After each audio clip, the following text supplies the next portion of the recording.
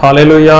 सभी को जय मसीह की। मैं अमरीक जॉय आज एक बार फिर प्रभु पिता का धन्यवाद करता हूं कि प्रभु पिता ने आज एक बार फिर समय दिया है कि परमेश्वर के वचन आपके साथ बांट सकूं। आप मेरे इस चैनल को सब्सक्राइब कर लो और साथ में जो बेल आइकन उसको टच कर लो, और वीडियो पसंद है इसको शेयर करना, कमेंट करना, लाइक करना। नहीं पसंद है तो कोई बात नहीं, डिसलाइक करना, लेकिन जो भी फैसला करना पूरा वीडियो देखने के बाद करना। आज मैं जो आपसे बात करने वाला हूँ, इस बात को ध्यान से सुनना कि इस संसार में जो पाप है, ये संसार में पाप कब आया। इस संसार में पाप जो आया ये कब आया, और पाप है, पाप भी है, पाप की पहचान कब हुई। तो ये सारी बात को अगर जानना है तो मेरे साथ वीडियो के अंत तक बने रहें। परमेश्वर ने जब आदम और हवा को बनाया था तब तक इस संसार में आदम और हवा के लिए कोई पाप नहीं था। जी हाँ, आदम और हवा के लिए कोई पाप नहीं था। लेकिन जब परमेश्वर ने सब कुछ बनाया, आकाश, पृथ्वी, पशु पक्षी, पेड़ पौधे और जो कुछ भी समंदर के अंदर जो कुछ भी था, सब कुछ प्रभु यीशु ने जब बना दिया, समंदर का पानी जो एक जगह इकट्ठा कर दिया, उसके बाद जीव जंतु उसके अंदर बोल दिए, सब कुछ हो गया। तो परमेश्वर ने जब लास्ट में आदम और हवा को बनाया था ना, तब उनको परमेश्वर ने आदन वाटिका में रखा था। सब लोग जानते हो, आप लोग आदन वाटिका में रखा था। आदन वाटिका में ढेर सारे पेड़ थे जिनका फल आदम और हवा को खाना था। अभी उसी बीच एक ऐसा पेड़ था जिसका नाम था भले और बुरे के ज्ञान का पेड़, और उसका फल आदम और हवा को नहीं खाना था। ये आज्ञा जब परमेश्वर ने दी तो समझो तभी पाप इस संसार में आ गया था। जी हाँ, जब आज्ञा आई, जब व्यवस्था आई, तभी पाप आया। अगर आज्ञा नहीं होती, अगर व्यवस्था नहीं होती तो पाप भी नहीं होता। बाइबल से एक वचन पढ़ देता हूँ, रोमियो उसका 7 अध्याय उसके 7 वचन से। तो हम क्या कहें, क्या व्यवस्था पाप है? तो जो परमेश्वर ने व्यवस्था दी थी, जो परमेश्वर ने आज्ञा दी थी, क्या वो पाप है?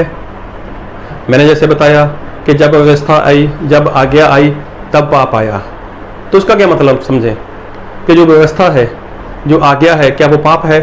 तो परमेश्वर का दास क्या बोलता है, एक बार फिर पढ़ूंगा, रोमियो 7 का 7। तो हम क्या कहें, क्या व्यवस्था पाप है? कदापि नहीं, वरन बिना व्यवस्था के मैं पाप को नहीं पहचानता। व्यवस्था यदि ना कहती कि लालच मत कर, तो मैं लालच को ना जानता। तो मतलब देखो, परमेश्वर का दास बोलता है कि अगर व्यवस्था नहीं होती तो पाप के बारे में मैं नहीं जानने वाला था। इसका मतलब व्यवस्था आ गई और मुझे पता चल गया पाप क्या है, परमेश्वर को किस बात में खुशी है, किस बात में परमेश्वर दुखी होते हैं। मतलब ये सारी बात अगर मुझे पता चली तो किससे पता चली? व्यवस्था से पता चली, आज्ञा से पता चली। मानो आप किसी शहर में जा रहे हो, किसी ऐसी सिटी में जा रहे हो, वहां का कानून आप नहीं जानते। मानो आप वहां पर पहुंच गए और वहां का कानून है कि राह चलता हुआ कोई भी इंसान अगर रोड पर वो थूक देता है तो उसको 5,000 रुपए का जुर्माना होगा। अभी आपने नहीं जाना, आप वहां का कानून नहीं जानते, और आपने गलती से वहां पर ऐसा कुछ कर दिया, आपने गलती से वहां पर थूक दिया। आप सीसीटीवी कैमरे में आ गए, या आपको वहां के किसी ने देख लिया, तभी आपको पकड़ा और 5,000 का आपको जुर्माना कर दिया, फाइन कर दिया। तब आप क्या बोलोगे? मैं नहीं जानता था, मुझे क्षमा करो, मुझे ऐसा है, मैं फाइन नहीं दे सकता। तो क्या वो आपको छोड़ देंगे? वो ऐसा कहेंगे, जब तू नहीं जानता था, जब यहाँ पर आया तो तेरा फर्ज था कि उसको जान लेता, तेरा फर्ज था कि उसके बारे में जानता, ये देश कैसा है, ये शहर कैसा है, यहाँ के लोग कैसे हैं, यहाँ का कानून कैसा है, ये जानना तेरा काम था। हमारा काम नहीं है, हमारा तो कानून है कि जो भी राह चलता हुआ इंसान थूकता है, उसको हम 5,000 का जुर्माना उससे लेंगे और आपको 5,000 का जुर्माना देना होगा। तो इसी रीति से व्यवस्था जो परमेश्वर ने दी, जो कानून परमेश्वर ने दिए, जो आज्ञाएं परमेश्वर ने दी, अभी कौन सी आज्ञा तोड़कर इंसान कौन सा पाप करता है, ये जिम्मेवारी तो इंसान की है। उसको आज्ञा देखनी है, उसको व्यवस्था को जानना है। और व्यवस्था पाप नहीं है, व्यवस्था आई मतलब ये पाप नहीं है, लेकिन बाइबल में ऐसा लिखा है। तो हम क्या कहें, क्या व्यवस्था पाप है? कदापि नहीं। वरन बिना व्यवस्था के मैं पाप को नहीं पहचानता। व्यवस्था यदि ना कहती कि तू लालच मत कर, तो मैं लालच को ना जानता। अभी देखो, व्यवस्था में लिखा हुआ है कि लालच मत कर। तो अगर व्यवस्था आपके पास नहीं होती, आप लालच किया करते, तो ये तो परमेश्वर के खिलाफ था, ये तो परमेश्वर के खिलाफ पाप था। तो आखिर में परमेश्वर आपको उठाकर नरक में डाल देते। क्यों?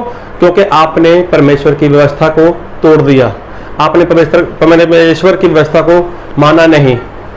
तो परमेश्वर ने व्यवस्था को मानने के लिए आप पाप से दूर रह सको, इसके लिए परमेश्वर ने ये आज्ञा दी, ये व्यवस्था दी। और फिर लिखा है, परंतु पाप ने अवसर पाके आज्ञा के द्वारा मुझ में सब प्रकार का लालच उत्पन्न किया, क्योंकि बिना व्यवस्था पाप मुर्दा है। देखो, अगर व्यवस्था नहीं होती, अगर आज्ञा नहीं होती, तो पाप क्या है? पाप मुर्दा है।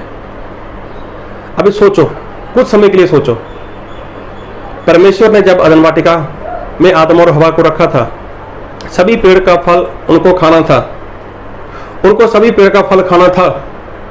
अगर परमेश्वर आदम और हवा को ऐसा ना बोलते कि जो भले और बुरे के ज्ञान का वृक्ष है, जो पेड़ है, इसका फल मत खाना, मतलब परमेश्वर नहीं चाहते थे कि ये लोग काम करें, ये लोग इसका फल खाएं।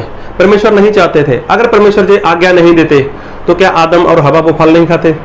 अगर वो फल खाते, वो तो परमेश्वर के पसंद नहीं था कि आदम और हवा ये फल खाएं। तो देखो, परमेश्वर ने व्यवस्था इसीलिए दी ताकि आदम और हवा को पाप की पहचान हो जाए। व्यवस्था नहीं दी, आज्ञा नहीं दी गई, तब तक पाप मुर्दा था। लेकिन पाप मुर्दा था, इंसान वही काम करता जो परमेश्वर के नजरों में बुरा था, जो परमेश्वर को पसंद नहीं था। पाप तो फिर भी था। अगर वो काम इंसान ने कर दिया, उसके बाद परमेश्वर उसको बोलते, तूने ये क्या कर दिया? तो इंसान क्या बोलता? परमेश्वर, मुझे कौन सा पता था, आपने कौन सा बताया था? ऐसा वैसा जो भी होता। तो इसका मतलब परमेश्वर ने उसको आज्ञा दी, आदम सब फल खाना, लेकिन इसका फल मत खाना।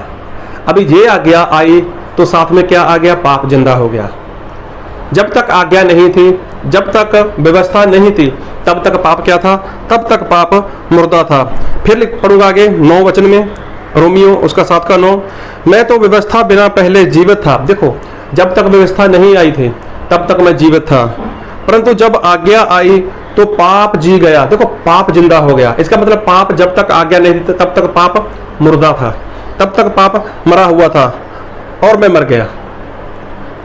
देखो, जब तक आज्ञा नहीं थी, जब तक व्यवस्था नहीं थी, तब तक पाप मुर्दा था। अभी देखो, संसार में पाप कब आया? संसार में पाप उसी वक्त आया जब परमेश्वर ने आदम और हवा को आज्ञा दी। आदम और हवा को परमेश्वर ने आज्ञा क्या दी कि अदन वाटिका के अंदर जितने भी पेड़ हैं, सभी पेड़ जो फल देते हैं, सभी का फल खाना, लेकिन जो भले और बुरे के ज्ञान का वृक्ष का फल है, जो पेड़ का फल है, उसे तुम मत खाना।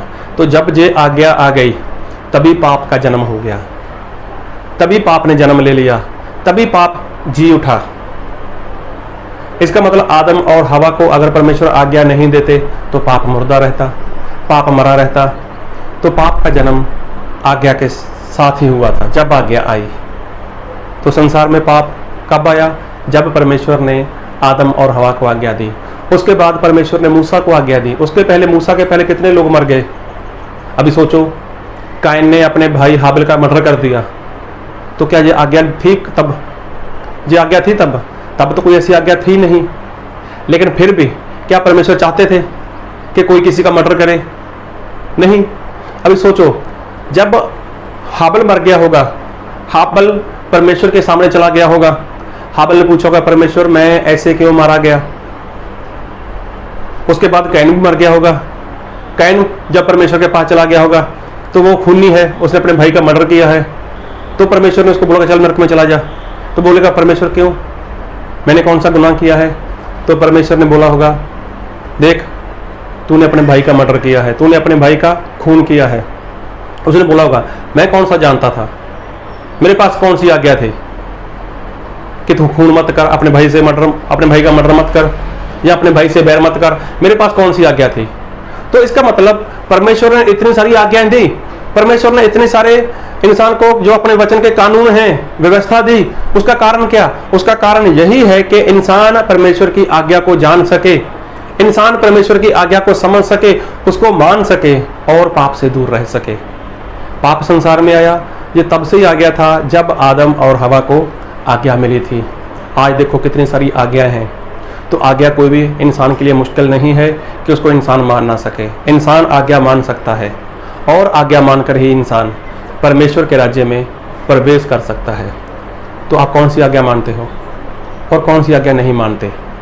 क्या आप ऐसा सोचते हो कि मैं अगर सभी आज्ञा मानूंगा, 1-2 आज्ञा नहीं मानूंगा, मैं चर्च नहीं जाऊंगा, मैं प्रार्थना नहीं करूंगा, मैं 2 घंटे 24 मिनट जो परमेश्वर के हर रोज के हैं मैं नहीं दूंगा, बाकी मैं सब कुछ करता हूं, तो मैं स्वर्ग चला जाऊंगा? अरे नहीं, सारी आज्ञा परमेश्वर की है, सारी आज्ञा माननी है। अगर सारी आज्ञा मानोगे तो ही स्वर्ग जाओगे। अगर एक आज्ञा भी आप नहीं मानते तो आपका स्वर्ग जाना मुश्किल नहीं, नामुमकिन सा हो जाएगा। इसलिए जो परमेश्वर ने आज्ञा दी है वो आज्ञा इसलिए दी है ताकि इंसान पाप की पहचान कर सके। आप परमेश्वर के काम में बिजी हो जाओ, संसार के काम से आज़ाद हो जाओगे। तो देखो, पाप आया, उसकी पहचान परमेश्वर ने किससे करवाई? आज्ञा से करवाई। तो आज्ञा आ गई, पहले आज्ञा आई, उसके बाद पाप आया। अगर आज्ञा नहीं आती तो पाप भी नहीं आता, उसके बाद भी इंसान ना जाने कितने सारे पाप करता। इसीलिए परमेश्वर ने सोचा कि मेरी आज्ञा इंसान मानेगा तो पाप से दूर रहेगा। तो आप भी बस परमेश्वर के वचन की आज्ञा मानो, कोई माने या ना माने, लेकिन हमें तो आज्ञा माननी है, हमें तो परमेश्वर के राज्य में एंट्री करनी है, हमें परमेश्वर के राज्य के वारिस होना है। प्रभु आपको इस वचन से बहुत आयत की आशीष दे। आमीन।